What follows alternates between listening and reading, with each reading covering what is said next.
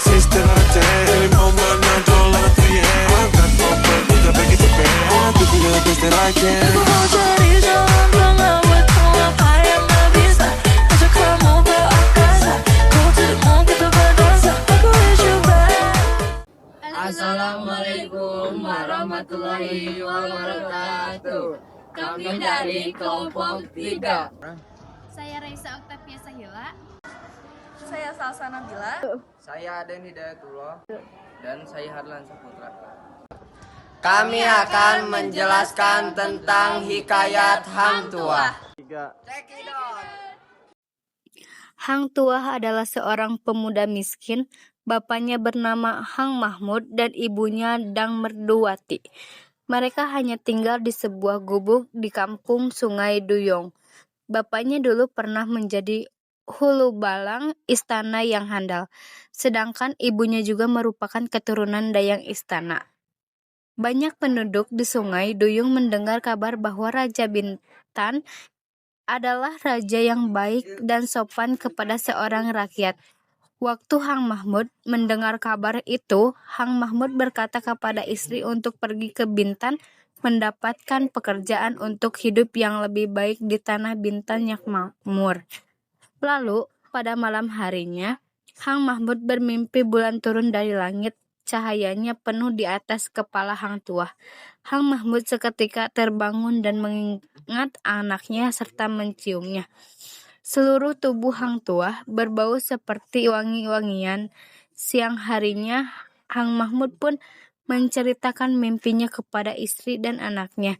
Setelah mendengar kata suaminya, Dang Merduwati lalu langsung memandikan dan melururkan anaknya. Kemudian memberikan anaknya itu kain baju dan ikat kepala serba putih.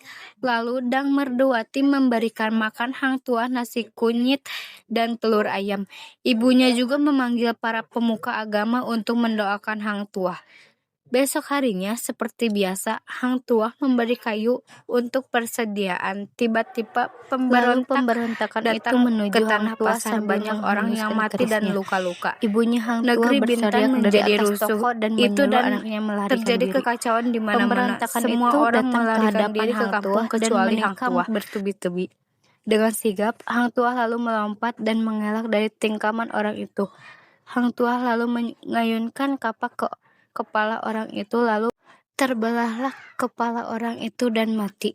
Di pihak lain, sejak berada Bintan, Hang Tuah muda bertemu dan bersahabat dengan Hang Jebat, Hang Kasturi, Hang Lekir, dan Hang Lekyu.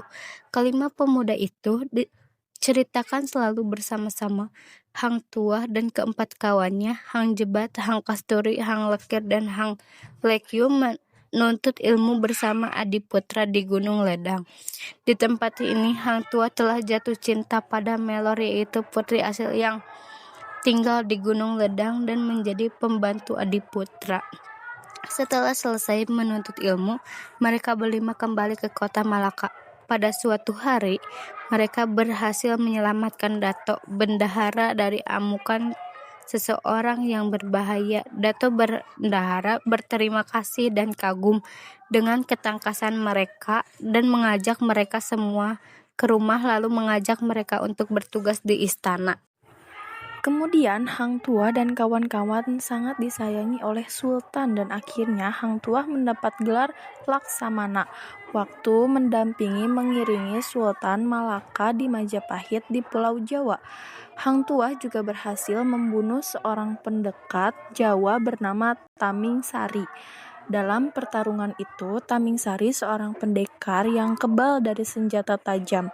Tapi Hang Tuah tahu rahasia kekebalan Taming Sari terletak pada kerisnya. Lalu Hang Tuah berhasil merampas keris yang membunuh Taming Sari.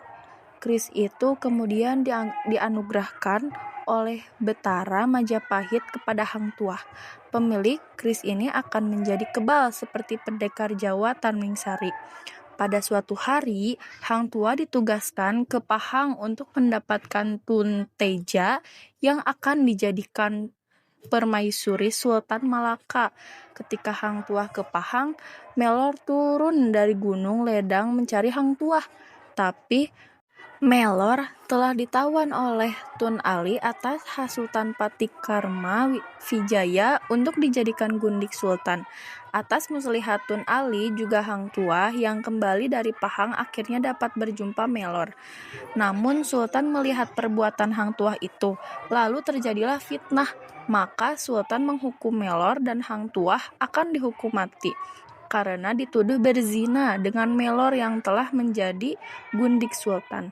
Tapi kenyataannya hukuman mati tidak dilaksanakan oleh bendahara, tapi Hang Tuah disembunyikan di sebuah hutan di Hulu Malaka. Di lain pihak, Hang Jebat dilantik oleh Sultan menjadi Laksamana menggantikan Hang Tuah. Lalu, keris Taming Sari telah dianugerahkan kepada Hang Jebat yang dulu adalah kawan dekat Hang Tuah. Hang Jebat menyangka Hang Tuah telah meninggal karena hukuman mati yang dijatuhkan oleh Sultan. Kemudian, Hang Jebat atau Hang Katsuri melakukan pemberontakan kepada Sultan dan mengambil alih kekuasaan istana. Tidak seorang pun yang bisa melawan Hang Jebat, baik itu pendekar atau panglima yang ada di Melaka, karena Hang Jebat sudah kebal dengan bantuan keris Taming Sari. Sultan Mahmud terpaksa melarikan diri dan berlindung di rumah bendara. Akhirnya pada waktu itu Baginda baru menyesal telah membunuh Hang Tuah yang tidak bersalah. Inilah saatnya bendahara memberitahu bahwa Hang Tuah masih hidup. Hang Tuah kemudiannya telah dipanggil pulang dan ditugaskan untuk membunuh Hang Jebat. Akhirnya Hang Tuah berhasil merampas keris Taming Sarinya dan Hang Jebat setelah 7 hari pertarungan. Lalu Hang Tuah membunuh Hang Jebat dalam pertarungan panjang ini. Hang Jebat menjelaskan bahwa dulu dia membela sahabatnya Hang Tuah yang telah difitnah dan dijatuhi hukuman mati oleh Sultan. Tapi di lain pihak, Hang Tuah telah membantu Sultan yang sebelumnya itu menjatuhkan hukuman tanpa bukti yang kuat. Lalu Hang Jebat mengacu pada hadis Abu Bakar Siddiq RA, bahwa jika seorang muslim bersalah, maka rakyat boleh menjatuhkannya. Berdasarkan alasan tersebut, makanya Hang Jebat dulu memberontak pada Sultan dan berusaha menegakkan kebenaran. Yang pertama ada unsur intrinsik.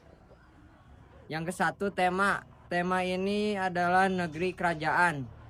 Terus yang seterusnya alur. Maju menceritakan kejadian secara beruntun. Tokoh dan penokohan. Hang Tuah baik, bijak, dan berwibawa. Hang Jebat pembalas dendam.